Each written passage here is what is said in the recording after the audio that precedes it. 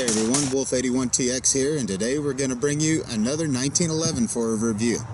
Now you all have seen my Colt 1911, and these are all safety cleared, by the way. And you pretty much know what that one's about. This one is by Citadel. It's a 45 ACP, the compact 1911. And as soon as I saw this thing, I got curious about it. I wanted to give it a shot. Looked up some reviews. Some were good. Most were good, actually, with a few bad spots. But I decided to go ahead and give it a try. This one, also, safety cleared, no mag. And I will tell you the biggest gripe I have so far, the mags that come with it do not fit the normal 1911. I'm not pushing the button. It just doesn't go in there. That's the only gripe I really have with the gun itself. And I'm going to be getting different mags anyway, so that really in itself doesn't bother me. Now, on a plus side, I can take the mags from my Colt, and they lock in, and the gun will use it just fine. So that's a good point. Go ahead and get that back.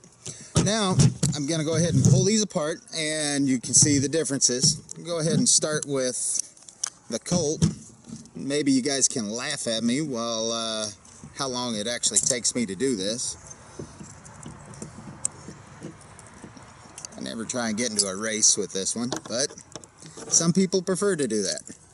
Now, the biggest difference between the two is this spot right here that I just did.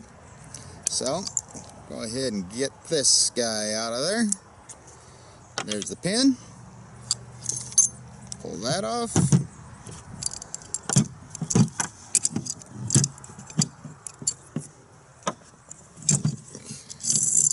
Spring. And now we're ready for the barrel. Okay. That's how you pull the standard 1911 on. This one's a little different. You do not have a front bushing. This is a bull barrel, so it's bushingless. Your slide is the bushing, so to speak. For with this one, you have to pull it till you find the notch, hold it there, push the pin through, and pull it out. Okay, there's the pin. Now, after that, you slide it off. You take, this thing actually gets a little tricky, but you take that, you push it in, then you roll it to its side.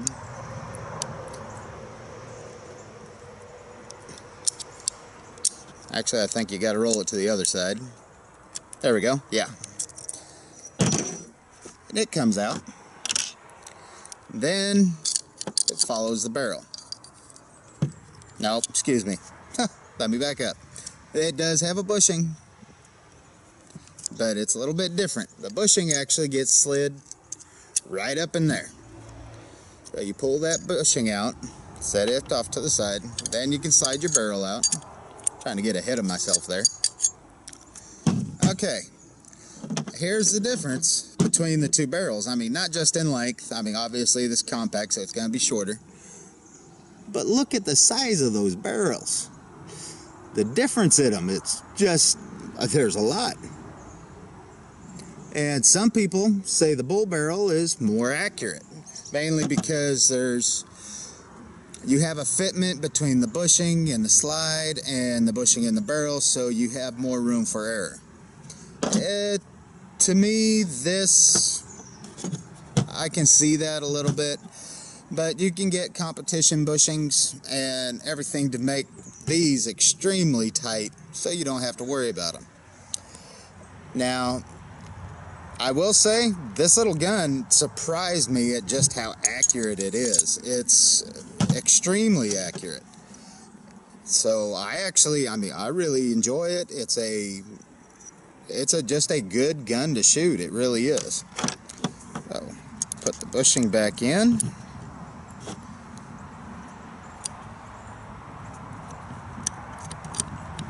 And see if I can get this guy to go in on the first try. Ah, there we go. Roll that up. Here's the part I always have a problem with. It always wants to hang up on me the first time around. So this time I'm going to see if I can get it the first chance, the first try. Ah, nope. Okay. Pull it back off, slide everything back down. And in essence, the way they did it, you're still going to be taking time just getting it back together. So, as far as which one can you take apart and put together the fastest, toss a coin. You get lucky, this one.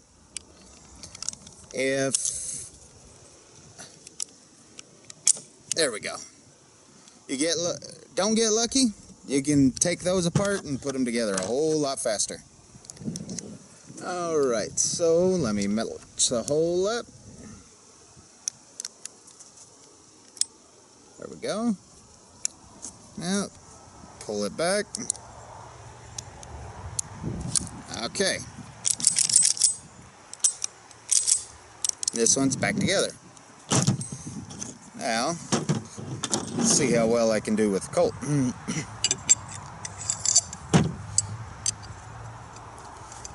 And no, I don't do this blindfolded or anything like that. Haven't ever tried to do it blindfolded. So, for all you guys sitting there, like I said, you could probably get a good little laugh at me for putting my Colt together and everything else. I do know some guys that can take it apart and put it back together again blindfolded. I am just not one of them.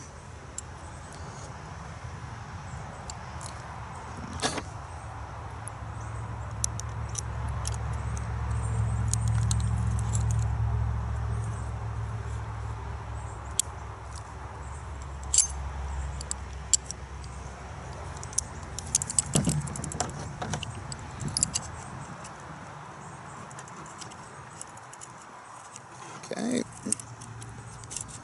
that in, and now we're back in business. Okay, now on to the fun part. Let's do some shooting. Okay, got some targets set up downrange. I've got my gong and a couple of paint cans that we're going to see if we can knock around. Now, just a warning, the Citadel is a little bit ammo sensitive, especially when coming to reloads, and at the price of ammo right now, that's about all I can afford to shoot is just my reloads. So if the gun, you might see me slap the back of it, that's just me getting it to go into battery. On store-bought ammo, I have not had that issue, except for I've had a little bit of problem with hollow points. Not too much, and from what I've read about them, they said that after you put a couple hundred rounds through it, that problem goes away. So, let's go ahead and put some rounds through it and see what she does.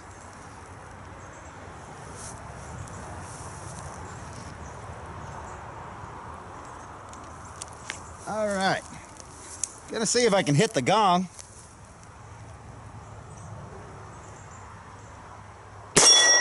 Ah, nice. Oh, don't know where that one went, but cool.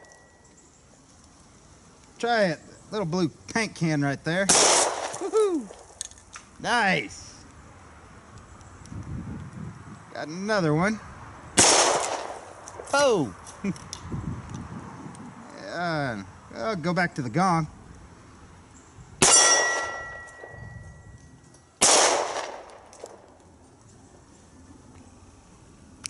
All right, no fails to go into battery, so I'm kind of happy with that. Now, you're going to go ahead and try the standard magazine for a 1911. This is actually a Colt brand magazine. So, get my ears back in again. Up, went in. Okay, try the gong. Oh, shot low. That one was high. Okay. here's what I was telling you about with the reloads. And what I mean by not going into battery is that. Now, these are some that I loaded up the time before last. This last time I crimped them a little bit more. So that's what I was shooting out of those. These, my Colt eats anything. If it's a little bit fat, it'll still eat it up. So these, you got to give it a good slap. And I'm probably just going to stop shooting those. There we go.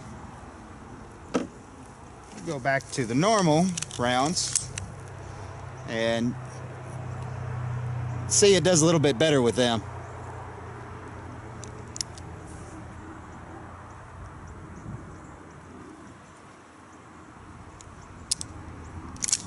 All right.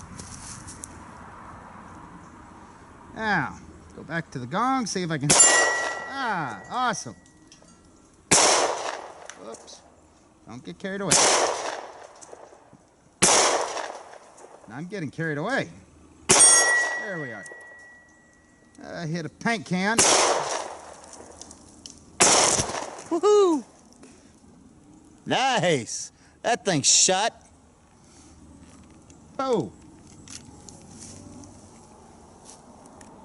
Hope I caught that on camera. That looked cool. It also flew pretty far for a paint can.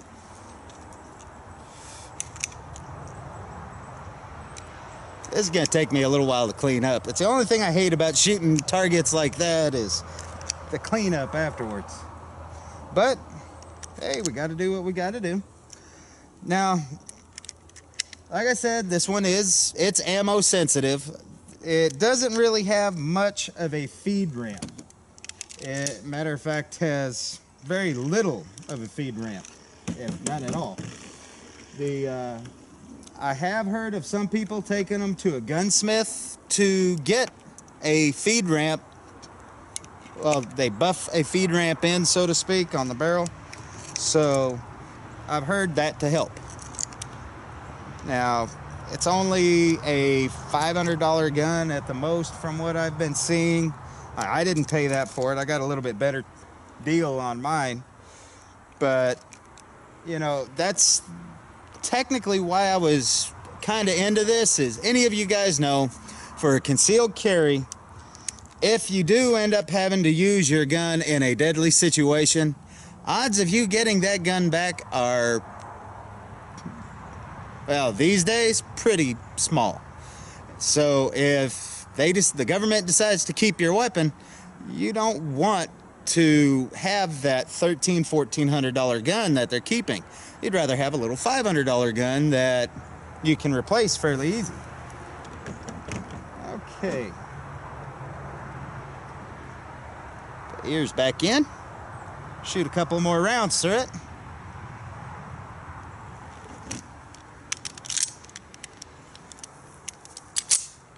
All right.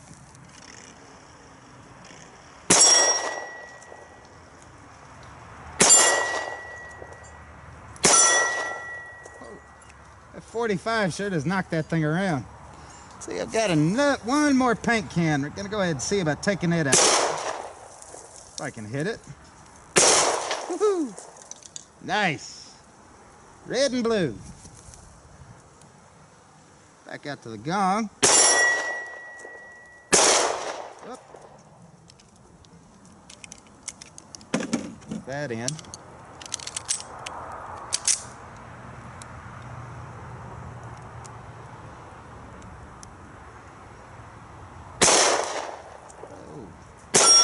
There we are. Here we go, battery problem again. This one's not as bad as the last one. There we are.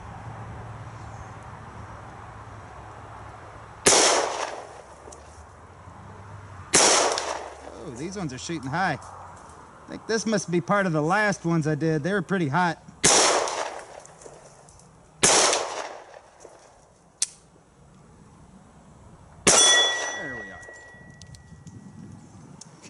Would have hated to end that on a miss, especially as close as that is. That would suck. But anyways, it's not a bad little firearm. It's actually quite beautiful when you think about it. I mean, with the grips that it has and the Citadel markings on it, it's a nice little gun. And like I said, when you go to do concealed carry, it literally just, it disappears. It's not like with my Colt where I've got to be extremely careful on how I conceal that. And even then, when you do get it concealed, you've got to be careful on how you move and everything else, otherwise people are going to see it.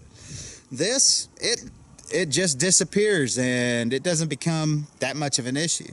So before we go, I got to squeeze some off with my Colt. I mean, my Colt's my favorite, so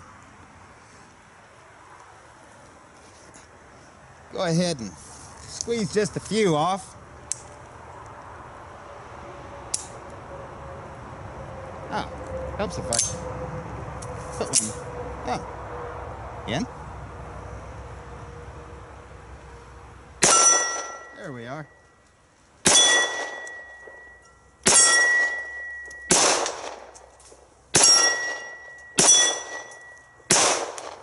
Oh, got into a hurry there.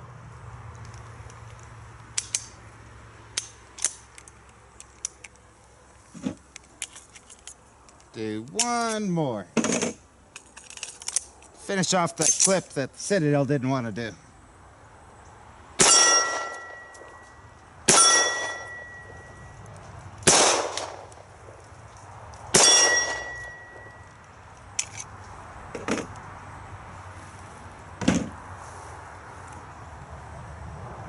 Alright, I'm not the best shot in the world, but I do okay. And some of that is just, if I'd actually wait for the thing to stop swinging, I might actually hit it. But like I said, it's a nice little gun. I mean, they're inexpensive. I believe I've seen them in some places for $475, and in others they go up as high as $550. So as far as the 1911 goes, it really is inexpensive. Now, another drawback it has is it's actually pretty heavy. Empty. Go ahead and empty it, believe it or not, weighs just a hair more than my Colt. And as you can see, the difference is a good little bit. Put those up together and you can see the difference in them. So this one's a little heavier, but that extra weight does go into help managing the recoil of the 45. It really does. This one's still pretty new. It's only had maybe 100 rounds, if that, shot through it. So that's why I think I'm still having the problems with the feed. I hopped online and a bunch of forums actually said that somewhere between 400 rounds is when it would start to eat everything like it's supposed to. And I can pump reloads through it until he actually does that, and that's probably what I'm gonna do. But when I got it, I thought I was going to get it, try it for a little while, trade it off, and I decided that I'm gonna go ahead and keep it. It's a nice little gun, and especially with a little bit of work and I get past the feed problems, which one way or another I'm going to, this will be a great option for concealed carry. And I prefer a 1911. That's just me. I mean, Springfield, Glock, they're great. They're polymer guns, they're light. I prefer the 1911. That's my preference. I've had a Springfield XD and I loved that gun. It was a great gun. I got rid of it because it was too expensive for me to shoot at the time. It was a 40. I don't reload 40, so I was having to buy that ammo all the time. And with the way the prices hiked up so bad there for a while, $65 for a box of 100. Come on, that's pretty expensive, especially with as much as I shoot. I'm out almost every weekend, as you guys actually can see, and normally I'll bring a couple friends out, and so more loads get put down range than what you see on camera. But anyways, I hope you guys enjoyed the video, and y'all take care.